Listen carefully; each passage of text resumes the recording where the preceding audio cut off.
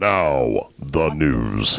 Now, the news. The one everyone is talking about this week is the release of the new Springfield Armory Kuna.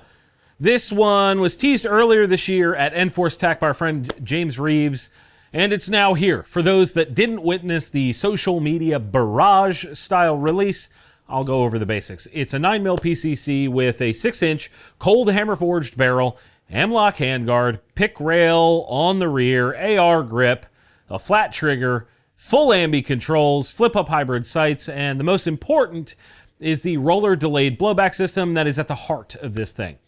That means it's very likely to be ultra smooth and easy to control.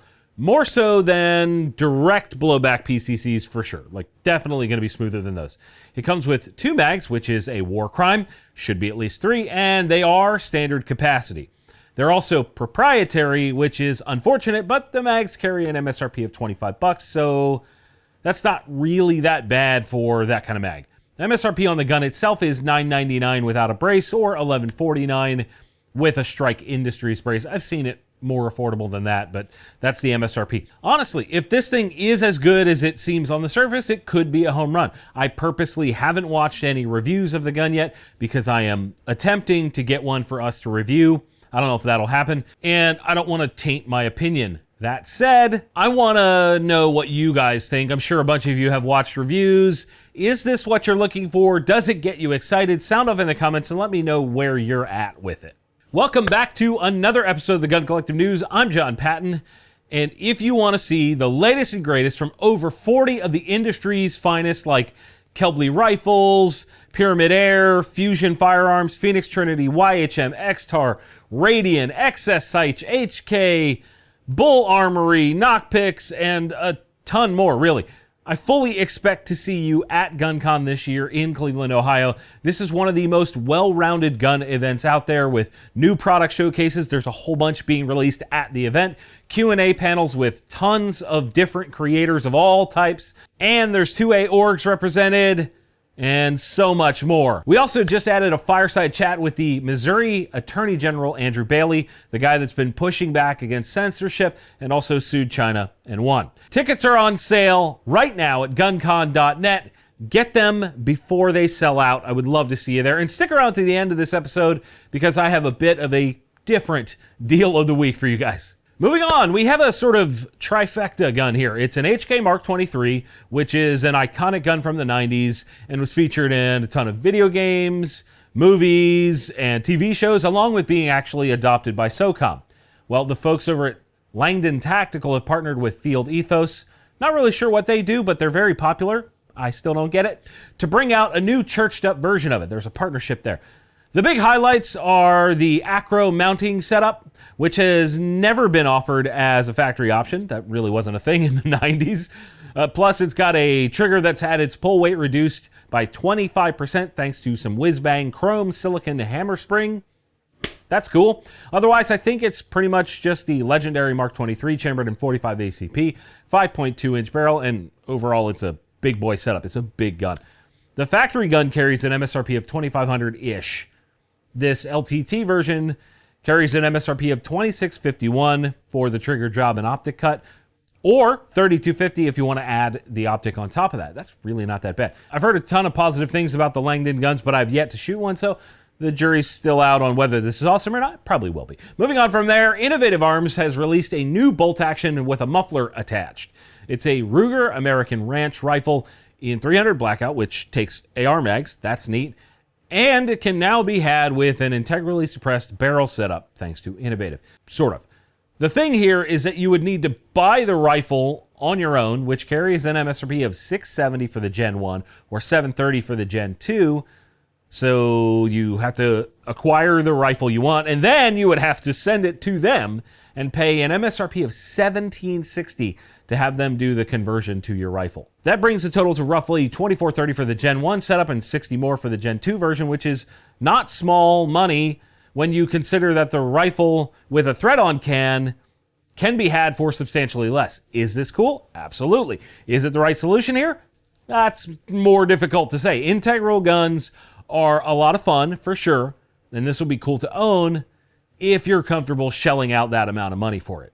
I don't think I would. Speaking of stuff you don't have to shell out for, how's about a word from this week's sponsor, XS Sites? I've been wanting to work with a company like XS for a long time. They offer sighting solutions for all kinds of brands out there, and a bunch of them are meant to be fast while keeping you accurate. For example, I got these 3-dot sights on the Desert Eagle, the Co-Witness style on the Masada Slim, and another more different set on this VP9 build. And since you watch TGC, they set you guys up with a big discount. If you use our code TGC at xssites.com, you'll save 20%. That's massive. Big thanks to XS Sites for sponsoring this week's video. Let's keep it rolling with this week's Friendly Fire question. If you want to ask me a question, slam it down in the comments with the words Friendly Fire so that I can go back and find it. That has been working very well. I appreciate you all for doing that. Pickle Jars for Hillary, okay, says, when can I get a level action? That's what he said. I think it was lever action in 32 ACP. Probably not happening anytime soon. The demand for 32 ACP is very low in general, and then making a lever gun with a rebated rim cartridge adds some difficulty for reliability's sake, and I'll say that that is very unlikely as a whole. Rebel Scum Speed Shop says, would you rather carry a garbage gun with great ammo or a great gun with garbage ammo? Let's just assume that both guns work, because I really wouldn't want to carry, it makes no sense to carry a gun that doesn't work. So that kind of ruins that question. So I would rather carry a cheap gun with great ammo. The terminal effect of the ammo matters so much more to me with a carry gun. Like it's got to be the right kind of ammo. And Jason McClish says, why did you move Guncon out of Iowa? I've talked about this a little bit before, but I think it bears repeating. In order for Guncon to grow and become a bigger and better event for you guys and evolve and all those sorts of things, I had to relocate the event. We had outgrown the Brownells facility. We were just kind of jam-packed in there. There was no space at the warehouse or for our media range day. And I want to continue to reach even more gun owners. Guncon is about building community, and growth is a part of being able to do that. My friendly fire question to you guys this week: what type/brand of ammo is in your carry gun right now? I'd love to hear what you guys are trusting these days. That'd be interesting. Is it like solid copper? Are you doing hollow points with lead core? Where are we at? Okay, how's about some more new stuff? MDT has a new rifle chassis that is taking the bolt gun world a bit closer to the AR world. They've taken their LSS chassis, and in the new Generation 3 version, it is now more modular than ever. You can start with the center section, which is really like what you need to make everything happen, and then you can swap out the buttstock, and there are 8 choices for that. Then the way it interfaces with the chassis itself, there are 3 choices for that. Then you can pick one of 2 4ends, and I'm sure there are more coming. Then we have 9 different pistol grips you can grab, so if you want to set it up for PRS, you can do that. If you want to set it up for hunting, you can do that. If you want to set it up as sort of a mix, a do-it-all type thing, you can do that too. In terms of action choices, you have the Remington 700 short and long action, Savage short and long action, and the T3 Tika short action. And much like one of those car builder things, I played around with it, and the most expensive version that I could come up with had an MSRP of just over $1,500, while the most affordable was $680, and I had a pick rail on the back instead of a buck stock. Did I say buck stock? What's wrong? I can't talk today. The thing that gets me excited is the base platform, much like ARs and pistols with chassis. You can have aftermarket support or push the manufacturer for new cool add-ons. It's absolutely not the cheapest out there, but the MDT product range isn't about being the cheapest. They're a more premium brand, as you can tell by the pricing, and the quality does reflect that, thankfully, with them. Moving on from there, Luth AR has a couple new retro uppers for us this week. First, we have the A1 Slickside, which has a 20-inch 1-in-7 twist chrome-lined barrel, the traditional front sight post thing, and a carry handle setup, and the triangular handguard as well. It also has the old school flash hider on there. That's kind of neat. MSRP is $630 for the black and $640 for the OD green on that one. Then you have the A1 C7 uppers, which have the same barrel, but an A2 flash hider. Then the actual receiver has a brass deflector and forward assist, and of course the A2 style handguard. These have an MSRP of $580 for either the black or OD green. And speaking of uppers, Bear Creek Arsenal has them now in 400 Legend.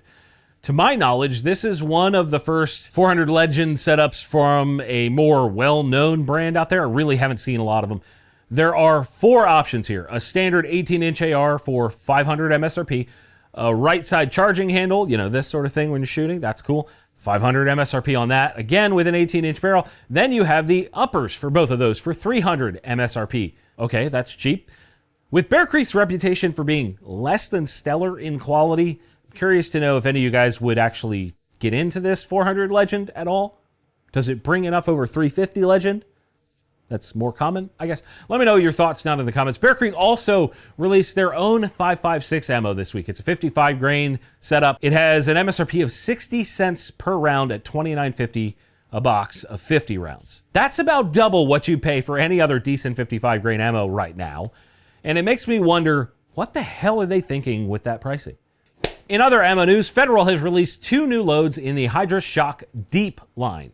In case you aren't aware, the line is set up so that when the bullet expands, you get a sort of little nipple thing out the front. And supposedly the totality of the design leads to better penetration to the vitals. The new loads are in 45 Colt and 32 H&R, which both could use some help getting deeper into targets. They're not the most effective out there.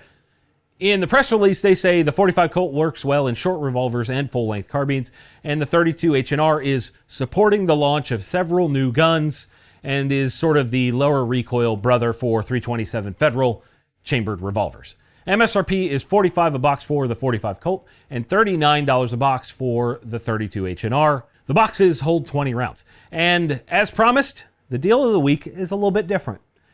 If you guys out there care about conservation and education thereof, those 2 things are wonderful. You need to go to the link in my profile or the description of this video and get in on this massive raffle where you could win a brand new Chevy Silverado Trail Boss Edition, a 2025 Bentley pontoon boat, which is sick, or a freaking Honda Pioneer side-by-side wrapped in true timber camo. There's a lot of other prizes too, but those are the ones that are really the most important here. You could win that, all while supporting something really positive for the future of this country. It's up to us to make sure that education on all fronts of gun ownership is passed on to the next generation, and this is a great way to help make that happen. There is a link in the description, and that is the best way to go grab your tickets right now.